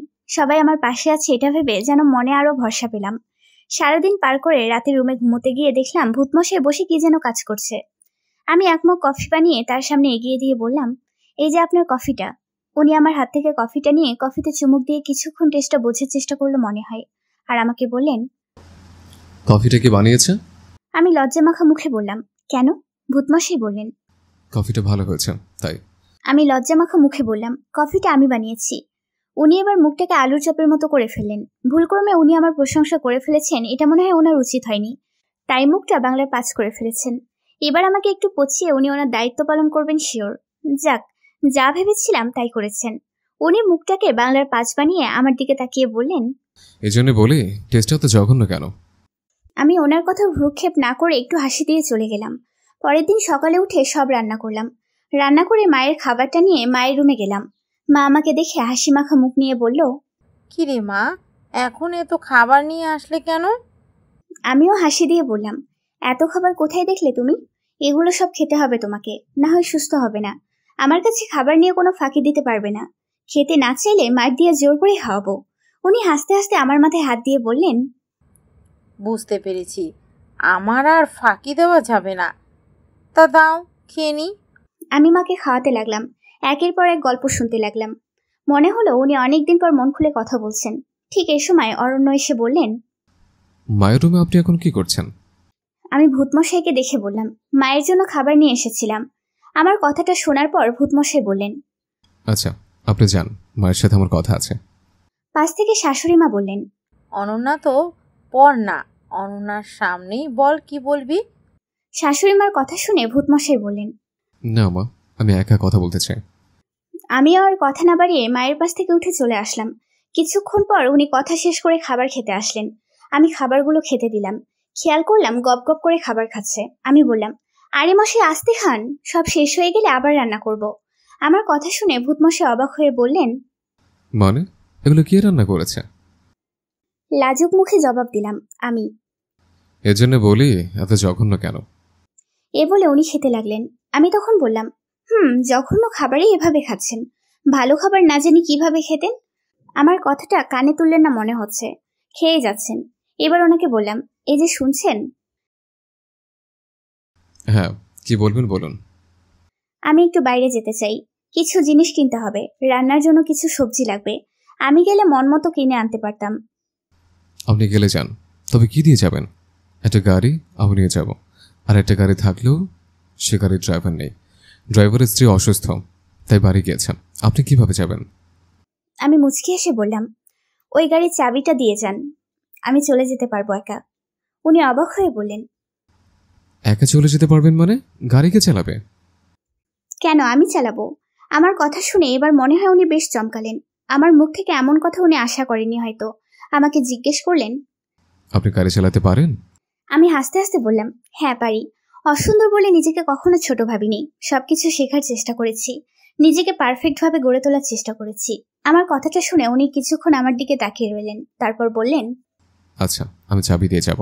তারপর উনি আমাকে চাবি দিয়ে চলে গেলেন। আস্তে আস্তে দিন কাটতে লাগলো।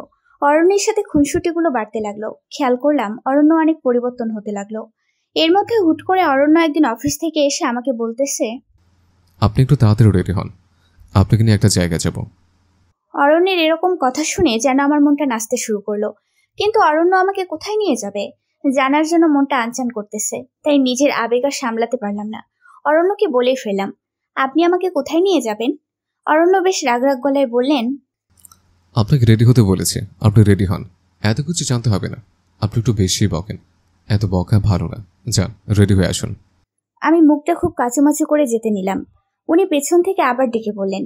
শোনেন, আমি হাসি দিয়ে পেছনে ফিরে বললাম, হ্যাঁ বলেন। আমি জানতাম আপনি বলবেন কোথায় যাব। বলেন কোথায় যাব। উনি আরেকটু গম্ভীর গলায় জবাব দিলেন, আপনার মাথায় সত্যিই গোবর। আমি বলার আগে বকবক করে যাচ্ছেন।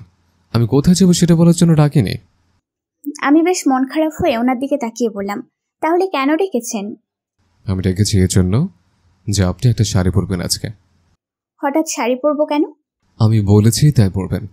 হুম, আপনি বললেই পরতে হবে নাকি? আমি পরবো না। আপনি কি করবেন? আপনাকে পরতে হবে। বলেছি তো পরবো না। উনি এখন বেশ রেগে গিয়ে বললেন, আপনার যা ইচ্ছা করুন। এ বলে উনি চলে গেলেন। আমারও ওনাকে রাগাতে পেরে খুব ভালো লাগতেছে। কিন্তু কি শাড়ি পরবো কিছুই যেন মাথায় আসছে না। আজকে প্রথম ভূতমশাই আমাকে কোথাও নিয়ে যাবে। কেন জানি না, ভূতমশাই গিয়ে কয়েকদিনে অনেক পাল্টে গিয়েছে। আগের মতো আর আমাকে কষ্ট দিয়ে কথা বলে না। তার এই পাল্টানো দেখে আমি খুব খুশি। যাই হোক, আলমিরা খুলে সব শাড়ি দেখতে লাগলাম। খুশিতে যেন সবকিছু এলোমেলো হয়ে গেল। এত শাড়ির মধ্যে ভূতমশাই কোন শাড়িটা পরলে খুশি হবে ঠিক বুঝতে পারছি না। দেখতে দেখতে আলমিরার সব শাড়ি খাটের উপর রাখলাম। ভূতমশাই আমার কাছে এসে বললেন, আপনি এখনো রেডি হননি? খাটের উপর শাড়ি মেলা বসিয়ে ফেলছেন একদম। এত শাড়ি খাটের উপর রেখেছেন কেন? আমি তোতলাতে তোতলাতে জবাব দিলাম, না মানে না মানে কি না মনে মনে করছেন?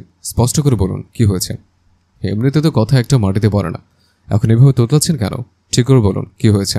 আমি মুখটা একটু অসহায় অসহায় ভাব নিয়ে বললাম, না মানে আবার না মানে করছেন? সত্যি বলতে আমি কোন শাড়িটা পরবো ঠিক বুঝতে পারছি না। আপনি যদি একটু ঠিক করে দিতেন ভালো হতো। আমার রেডি হতেও সুবিধা হতো। উনি আবার একটু মুচকি হাসি দিয়ে আমাকে বললেন, একটু ওদিকে যান। সামান্য শাড়িটা ঠিক করতে পারছি না, কোনটা পরবেন? সব কাজ তো দেখি বলার আগে করে ফেলেন। আজকে কি এমন হলো শাড়িটাও চয়েস করতে পারছেন না? না মানে থাক, আপনাকে আর না মানে করতে হবে না। দেখতে দিন শাড়িগুলো। আমি একটু নড়ে পাশের দিকে সরে বসলাম। উনি আমার পাশে এসে বসলেন আর সব শাড়িগুলো দেখে একটা শাড়ি হাতে নিয়ে বললেন, আপনি বরং কালো শাড়িটা পরুন, আপনাকে ভালো লাগবে। কালো শাড়ি কথা বলাতে আমার মনের ভিতর কেমন জানি করে উঠলো। কারণ আমি ফর্সা না। তাই আমি ওনাকে বললাম, আমি তো দেখতে ফর্সা না, আমাকে কালো শাড়ি মানাবে বলে মনে হচ্ছে না। কালো শাড়িতে আমাকে আরো কালো লাগবে, একদম পেতনি পেতনি মনে হবে। আপনি কি আমাকে অপমান করার জন্য এমন বলছেন, তাই না? উনি আমার কথায় মনে হয় বেশ বিরক্ত হলো। হয়তো আমার মুখে এমন হতাশাজনক কথা উনি আশা করেননি। তাই উনি একটু বিরক্তি মাখা মেজাজে আমাকে বললেন, আপনার মতো সাহসী মেয়ের মুখে এমন কথা মানায় না। মা তো বলেছে সৌন্দর্য ভিতরে থাকে, বাইরের সৌন্দর্য কোনো সৌন্দর্য না। আপনাকে না আমি ভিতর থেকে দেখলাম। আপনি কালো শাড়িটাই পরুন। আপনাকে অপমান করার কোনো ইচ্ছা আমার নেই। আপনার যদি মনে হয় আমি অপমান করার জন্য বলেছি, তাহলে পড়ার দরকার নেই। এ বলে উনি রুম থেকে বের হয়ে গেলেন। কি করব বুঝতে পারছিলাম না। কালো শাড়িটা পরবো কিনা মাথায় আসছিল না। অবশেষে হাবিজাবি চিন্তা না করে কালো শাড়িটাই পরলাম। এই প্রথম আমি কোনো কালো ড্রেস পরেছি। দেখতে কালো ছিলাম বলে আমাকে কেউ কখনো কালো ড্রেস পরার জন্য বলেনি, আর আমিও পরিনি। আজকে কালো ড্রেসটা পরাতে আমার নিজের কাছেই নিজেকে বেশ সুন্দর লাগছে। হালকা একটু পাউডার মুখে মেখে নিলাম। হঠাৎ করে খেয়াল করলাম উনি রুমে প্রবেশ করছেন। রুমে প্রবেশ করে আমাকে দেখে বলতেছেন, বাহ, আপনাকে তো বেশ ভালো লাগছে। কালো কাজল পরলে আরো ভালো লাগবে, সাথে একটা বড় খোপা করলে। আমি কালো, তার উপর কালো কাজল পরলে তো চোখগুলো আরো কালো দেখাবে। সাদা কালো কোনো ভেদাভেদ নেই, ভেদাভেদেও মানুষের দৃষ্টি করে। আপনাকে সুন্দর দৃষ্টিতে কেউ দেখলে নিশ্চয় আপনাকে সুন্দর লাগবে। মানুষকে সুন্দর অসুন্দর তখন লাগে যখন মানুষের দৃষ্টি সুন্দর অথবা অসুন্দর হয়। আপনি চাইলে কালো কাজল পড়তে পারেন, আপনাকে ভালো লাগবে। ভূতমশাইয়ের কথাগুলো শুনে যেন বুকের ভেতর একটা রোমাঞ্চকর অনুভূতি আসলো। ওনার মুখে এরকম কথা শুনে যেন নিজের ভেতরে অসম্ভব ভালো লাগা কাজ করতে লাগলো। সত্যি কখন যে ওনাকে বড্ড ভালোবেসে ফেলেছি বুঝতেই পারিনি। হঠাৎ করে ওনার ডাকে চিন্তার ঘোর কাটলো। কি ব্যাপার, কোথায় হারিয়ে গেলেন? না মানে আমার না মানে হয়েছে, এবার চটপট বের হন, আমি নিচে নামছি।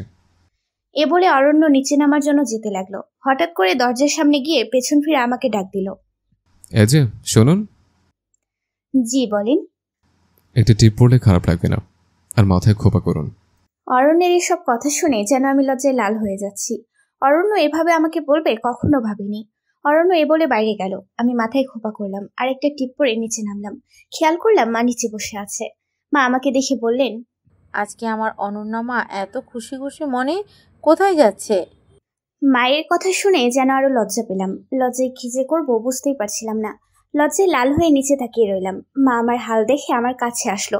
আমার মাথাটা উপরে তুলে বললেন, অরুর সাথে ঘুরতে যাওয়া হচ্ছে বুঝি? এতেই এত লজ্জা পাচ্ছে? আজকে তো মাকে অনেক সুন্দর লাগছে, দেখি হাতখানা এদিকে দাও। আমি মায়ের দিকে হাতটা বাড়িয়ে দিলাম। মা তার হাত থেকে বালাজোড়া খুলে আমার হাতে পরিয়ে দিয়ে বলল, বিয়ের পর হাত খালি রাখতে হয় না, হাতে সবসময় চুড়ি পরে থাকতে হয়। যাও, তোমার তো আনন্দের শেষ নাই, স্বামীর সাথে ঘুরে আসো। আমার মহাজনও কাল পরশু আসবে, তখন আমিও ঘুরবো। তখন আমাদের প্রেম দিকে হিংসা করো না। আমি হাসতে হাসতে মাকে বললাম, কি যে বলো না মা। আমি তো তোমার বন্ধুর মতো। যাও মা, অরু আবার দেরি হলে রাগ করে বসবে। আমি রেডি হয়ে বের হলাম। খেয়াল করলাম উনি গাড়ির সামনে দাঁড়িয়ে আছে।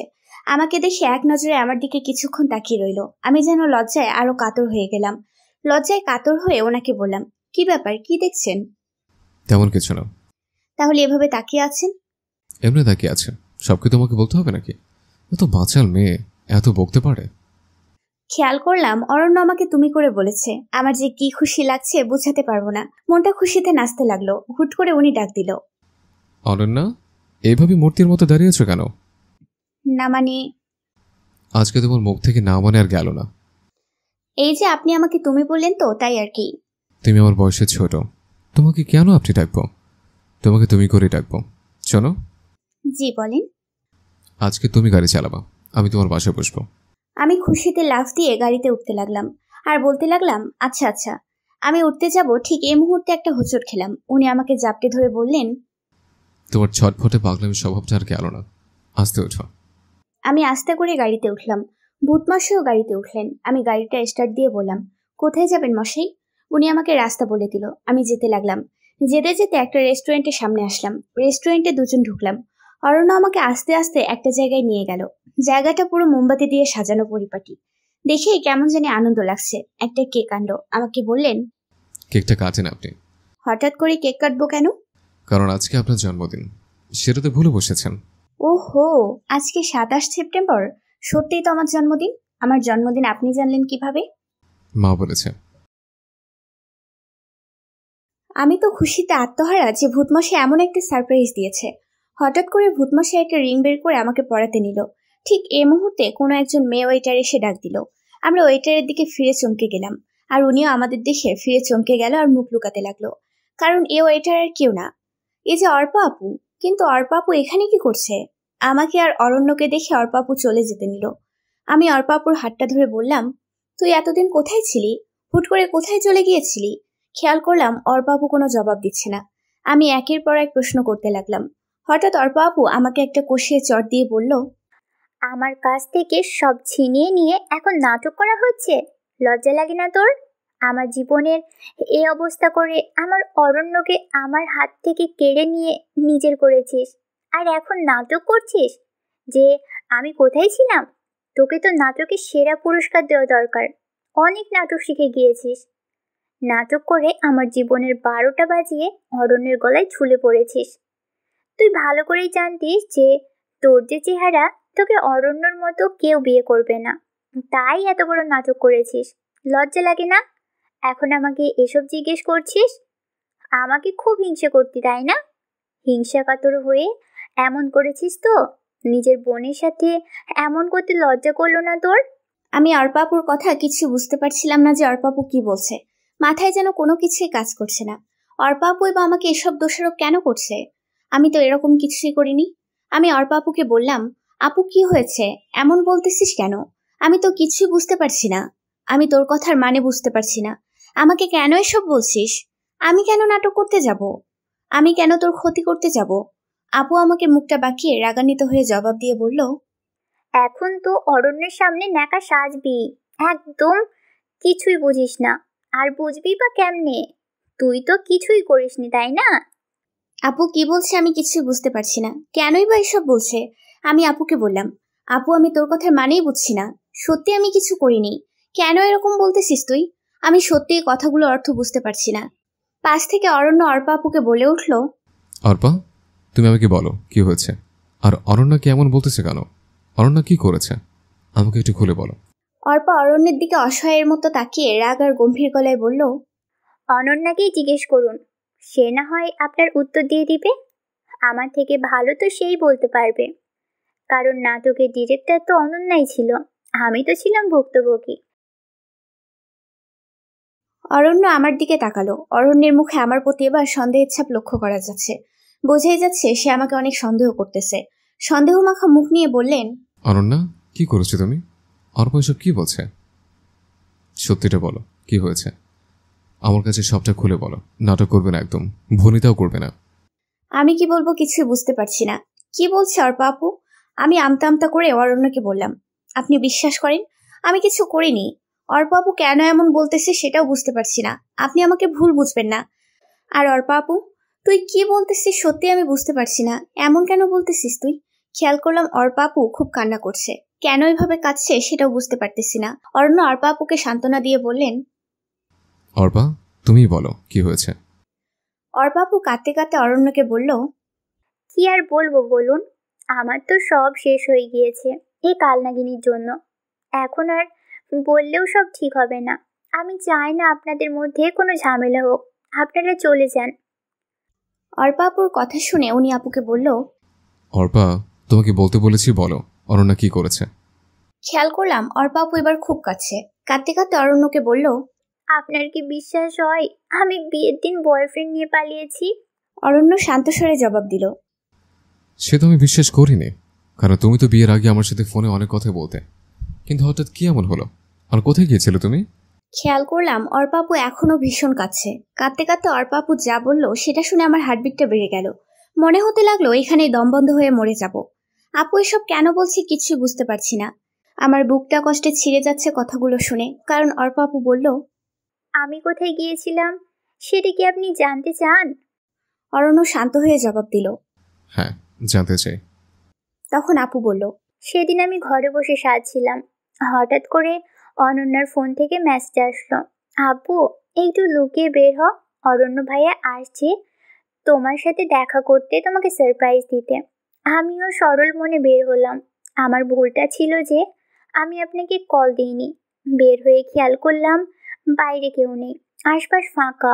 অনন্যাকে ফোন দিলাম, সেও ফোন তুলছে না। হুট করে অনন্যার ফোন থেকে মেসেজ আসলো, একটু বাগানের দিকে আই। অরণ্য ওখানে দাঁড়িয়ে আছে। আমিও বাগানের দিকে গেলাম, কিন্তু কোথাও কাউকে দেখলাম না। আমি সামনের দিকে একটু এগোলাম, তারপর এই বলে অর্পা আপু আবার হেঁচকি তুলে কাঁদতে লাগলো। অরণ্য তখন অর্পা আপুর হাতটা ধরে বললেন, বলো তারপর কি হলো, কান্না থামাও। অর্পা আপু কান্না থামিয়ে বলল,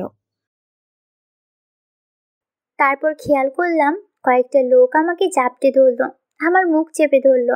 আমি চোখেও কিছু দেখতে পারছিলাম না। কখন যে জ্ঞান হারিয়ে ফেললাম টেরি পেলাম না। জ্ঞান ফেরার পর খেয়াল করলাম আমি রনকদের বাসায়। অরণ্য বেশ অবাক হয়ে জিজ্ঞেস করলেন, রৌনকটাকে? অর্পা আপু বলল, রনক হলো অনন্যার বেস্ট ফ্রেন্ড। যদিও রনক অনন্যার 2 বছরের বড়, তবুও তাদের ভালোই ফ্রেন্ডশিপ ছিল।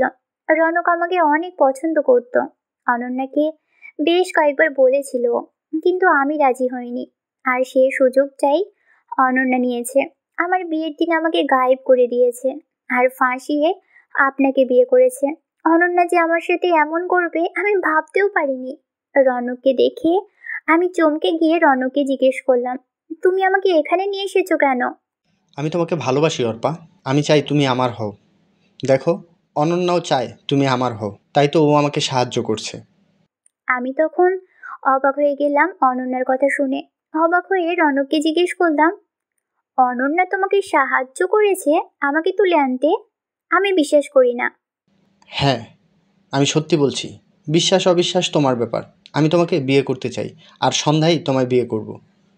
আমি সব কিছু ঠিক করে রেখেছি। এই কথাগুলো বলে অর্পা আপু আবারও হেঁচকি তুলে কাঁদতে লাগলো। অরণ্য অর্পার হাতটা আরো ভালো করে ধরে বললেন, এরপর তুমি ওখান থেকে কিভাবে এসছো? এরপর আমি কোনো মতে ওখান থেকে রনকের চোখ ফাঁকি দিয়ে বের হলাম। বেরিয়ে বাড়ি এসে দেখি আপনার সাথে অনন্যার বিয়ে হয়ে গিয়েছে, আর সবাই ভেবে নিয়েছে যে আমি পালিয়ে গিয়েছি। সেদিন আমার মুখটা দেখানোর মতো ইচ্ছে আমার ছিল না, তাই বাড়িতে আর যাইনি। সরাসরি ফ্রেন্ডের বাসায় চলে যাই। সেখানে থেকেই একটা কাজ জোগাড় করি, আর এখানে একটা বাসা ভাড়া করে থাকা শুরু করলাম। অর্পা আপুর কথা শুনে অরণ্য বলল। তুমি একবার আমাকে বলতে পারতো অর্পা? অর্পা আপু একবার আমার দিকে তাকিয়ে অরণ্যকে বলে, কি বলবো আপনাকে, কোন মুখে বলতাম আপনাকে? এতক্ষণে তো সব শেষ হয়ে গিয়েছিল। অনন্যার সাথে আপনার বিয়ে হয়ে গিয়েছিল। আমার তো এখানে বলার কিছু ছিল না। আমি নিজের বোনের সর্বনাশ তো করতে পারি না। অনন্যা আমার সাথে যা করেছে আমি তো তা করতে পারি না, কারণ অনন্যা আমাকে বোন না ভাবলেও আমি তো তাকে বোন ভাবি। আমি অর্পা আপুর কথা শুনে চিৎকার করে কেঁদে বলতে লাগলাম, আমি এসব কিছু করিনি। অরণ্য আমার গালে কষিয়ে একটা চর বসিয়ে বললেন, তুমি এতটা নীচ ভাবতে পারিনি। সামান্য টাকার জন্য নিজের বোনের সাথে এমন করতে পারলে? লজ্জা করলে না তোমার এমন করতে? আর এখন সব অস্বীকার করছো? আমি অরণ্যকে হাত জোর করে বললাম, সত্যি আমি এমন কিছু করিনি, বিশ্বাস করেন আমাকে। অর্পা আপু, তুই আমার ব্যাপারে কেন এসব মিথ্যা বলছিস? কেন অরণ্যের চোখে আমাকে খারাপ বানাচ্ছিস? দেখতে অসুন্দর হতে পারি, কিন্তু উচ্চ আশা আমার ছিল না, টাকা পয়সার মোহ কখনোই ছিল না। তাহলে কেন এমন বলতেছিস? কি ক্ষতি করেছি আমি তোর? তুই তো আমাকে চিনিস আমি কেমন, তাহলে এমন কেন বলছিস? জবাবে অর্পা আপু বলল, কি ক্ষতি করেছি জিজ্ঞেস করতে লজ্জা লাগছে না তোর? আর কি ক্ষতি করা বাকি রেখেছিস? যা, তুই আর অরণ্য গিয়ে সংসার কর, আর এখানে আসিস না। ওপাশ থেকে অরণ্য বলে বসলেন। আমার সাথে অনন্যা যাবে না, তুমি যাবে। অর্পা আপু অবাক হয়ে উত্তর দিল, আমি কোথায় যাব? আমার সাথে আমার মায়ের কাছে যাবে, আর মাকে গিয়ে সব বলবে। আর তোমাকে যে কষ্ট অরণ্যা দিয়েছে সেটা আমি অরণ্যাকে ফেরত দেব। তুমি আমার সাথে চলো। না, আমি চাই না আপনাদের মধ্যে কোনো ঝামেলা হোক। ঝামেলা তো তুমি করোনি, ঝামেলা করেছে অনন্যা। সেটা শাস্তি তুমি কেন পাবে? আমি অরণ্যকে অনেকবার বোঝানোর চেষ্টা করলাম, কিন্তু বোঝাতে পারলাম না। অরণ্য অর্পা আপুর কথাই বিশ্বাস করেছিল, আর অর্পা আপু কেনই বা আমার নামে মিথ্যা বলল সেটাও বুঝতে পারছিলাম না। অরণ্যকে বোঝানোর হাজার চেষ্টা করেও ব্যর্থ হয়েছি। অরণ্য অর্পা আপুর হাত ধরে বের হয়ে গেল, আর আমাকে যে রিংটা পরাতে চেয়েছিল সেটাও মেঝেতে পড়ে গেল। অরণ্য সেটা ফেলেই চলে গেল। আমি রিংটা হাতে নিয়ে কাঁদতে লাগলাম, আর বলতে লাগলাম, কেন আমার সাথে এমন হলো? কি ক্ষতি করেছি আমি? কেন আমাকে এভাবে কষ্ট দেওয়া হলো? আমি তো কারো কোনো ক্ষতি চাইনি। কাঁদতে কাঁদতে আমি দৌড়ে রেস্টুরেন্ট থেকে বের হলাম। খেয়াল করলাম অরণ্য আর অর্পাপু গাড়ি নিয়ে চলে গিয়েছে। আমার বুকে বেশ কষ্ট হতে লাগলো। একে তো অরণ্য আমাকে ফেলে রেখে গিয়েছে, তার উপর অরণ্য জানতো আমি এখানে কিছুই চিনি না। কিভাবে পারলো আমাকে আমার ভূতমশাই ফেলে রেখে যেতে? আমি তো কিচ্ছু করিনি। আমার ভূতমশাই কেন আমাকে বিশ্বাস করলো না? কেন আমাকে কষ্ট দিল? আমি তো অর্পা আপুর কোনো ক্ষতি করিনি। আমি তো আপুর সাথে এমন কিছু করিনি। তাহলে আপু কেন এমন বললো? কেন আমার অরণ্যকে আমার কাছ থেকে কেড়ে নিয়ে যেতে চাইলো? এত কষ্ট কেন দিল আমায়? আল্লাহ, আমি তো কোনো উত্তর পাচ্ছি না। আমি কি করব তুমিই বলে দাও। এই মুহূর্তে হাতে আমার একটা টাকাও ছিল না যে যাব। তবুও একটা সিএনজি ভাড়া করলাম। ভাড়া করে বাসায় গেলাম। বাসায় দারোয়ানের কাছ থেকে টাকা নিয়ে ভাড়া দিলাম। ঘরের ভেতর গিয়ে দেখলাম রনক ভাই দাঁড়িয়ে আছে। রনক ভাইকে দেখে আমার মাথায় যেন আগুন ধরে গেল, কারণ রনক ভাইয়ের জন্যই অর্পাপু আমাকে ভুল বুঝলো। নিজেকে আর সামলাতে পারলাম না। রনক ভাইকে গিয়ে বললাম, আপনার কি দরকার ছিল এত বড় নাটক করার? অর্পাপুকে কেন ভুল বুঝিয়েছেন? কি ক্ষতি করেছিলাম আপনার? খেয়াল করলাম রনক ভাই কোনো কথাই বলছে না। আমার রাগটা যেন আরো বেড়ে গেল। মন চাচ্ছে রনক ভাইকে কষিয়ে একটা চড় দিই। তাই করতে নিলাম, কিন্তু হুট করে অরণ্য এসে পেছন থেকে আমার হাতটা ধরে ফেললো। আমি অরণ্যের দিকে ফিরতেই অরণ্য আমাকে জড়িয়ে ধরলো। আমি বুঝতে পারছিলাম না কি হচ্ছে এসব। অরণ্য জড়িয়ে ধরার সাথে সাথে খেয়াল করলাম চারদিকের আলো আরো বেড়ে গেল। অর্পা আপু, রনক ভাই, আমার কিছু বান্ধবী সবাই হাততালি দিয়ে বলতেছে, হ্যাপি বার্থডে অনন্যা। এখনো আমার মাথায় কাজ করছে না এসব কি হচ্ছে। মাথাটা খুব ঝিমাতে লাগলো। পরক্ষণেই জ্ঞান হারালাম। জ্ঞান ফেরার পর খেয়াল করলাম অরণ্য আমার পাশে চিন্তামগ্ন হয়ে বসে আছে। আমার জ্ঞান ফেরার সাথে সাথে আমাকে বললেন, অনন্যা, ঠিক আছে তুমি? কিছু হয়নি তো? হুট করে সবার এত পরিবর্তন দেখে কেন জানি না অবাক লাগছে। খেয়াল করলাম সামনে রনক ভাই আর অর্পা আপু দাঁড়ানো। আমি ওদের দেখে রেগে যেতে নিলাম। অরণ্য আমাকে শান্ত স্বরে বললেন, অনন্যা, ওদের কিছু বলো না। ওরা এতক্ষণ যা করেছে আমার কথা করেছে।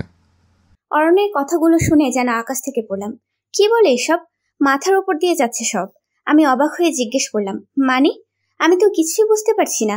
অরণ্য একটু মুচকি মুচকি হেসে বললেন, কিছু বুঝতে হবে না। আগে তোমাকে একটা সংবাদ দিই। অর্পা কোথায় গিয়েছিল সেটাতে সবার অজানা ছিল। অর্পা অনেকের সাথে পালিয়েছিল। আমি কথাটা শুনে বেশ অবাক হলাম। তাহলে একটু আগে ঘটে যাওয়া ঘটনা কি আমার স্বপ্ন ছিল? ওরা যদি বিয়ে করে নেয় তাহলে একটু আগে এমন বললো কেন? অর্পাপু পাশ থেকে বলে উঠল, তুই একটু শান্ত হ, আমি সবটা বলছি। আমি নিজেকে শান্ত করে বললাম, এবার বল। অর্পাপু বলতে শুরু করলো, রনকের সাথে আমার রিলেশন ছিল 3 বছরের। রনক তোকে কিছু বলেনি, কারণ আমরা তোকে সারপ্রাইজ দিতে চেয়েছিলাম।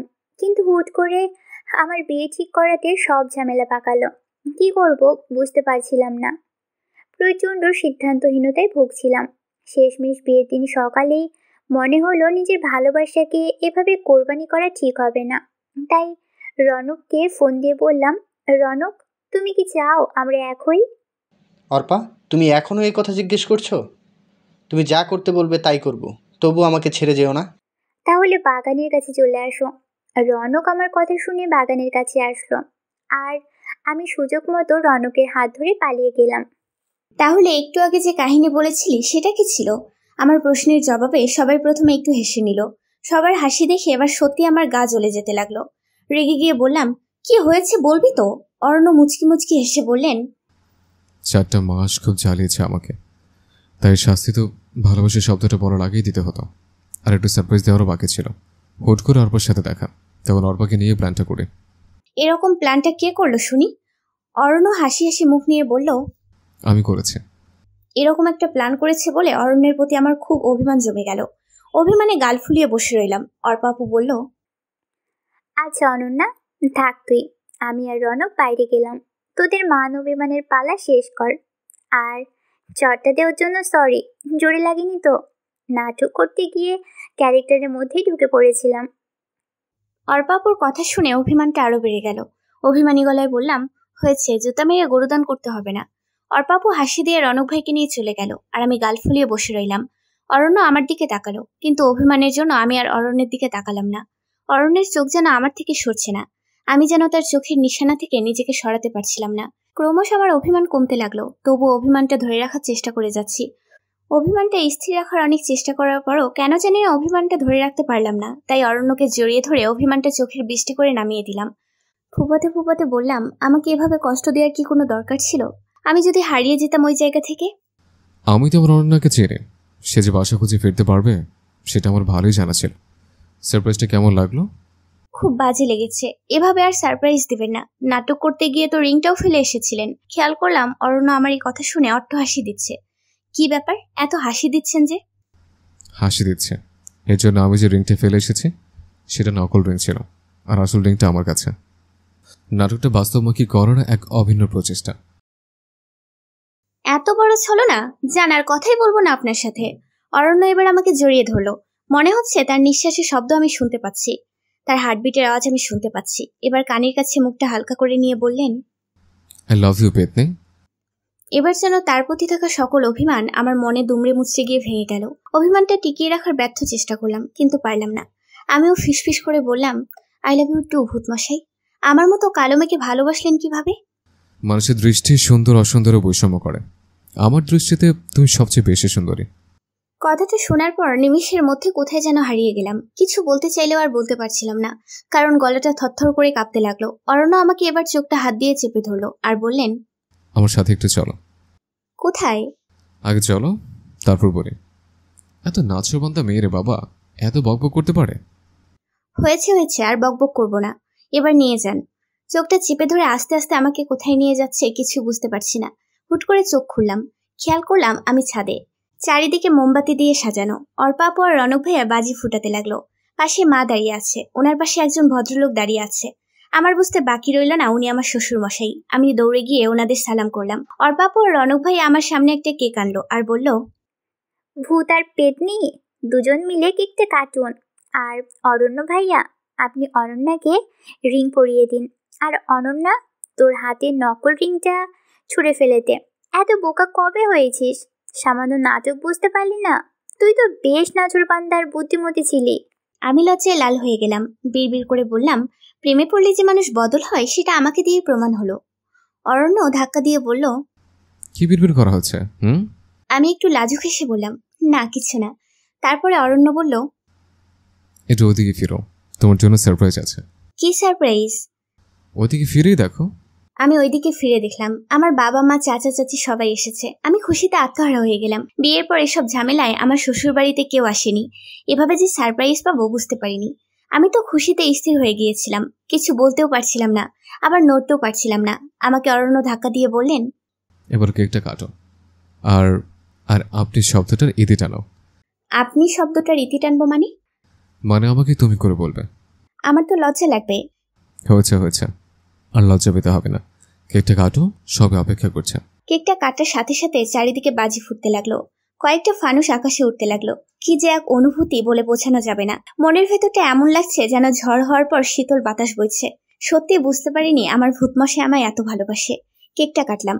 ভূতমশাই আমাকে হাতে রিংটা পরিয়ে দিল। আমি লজ্জায় দৌড়ে রুমে চলে আসলাম। অরণ্য আমার পেছন পেছন আসলো। অরণ্যকে বললাম, আপনার তো। অরণ্য আমার মুখটা আটকে দিয়ে বলল, আপনি না, তুমি বলো।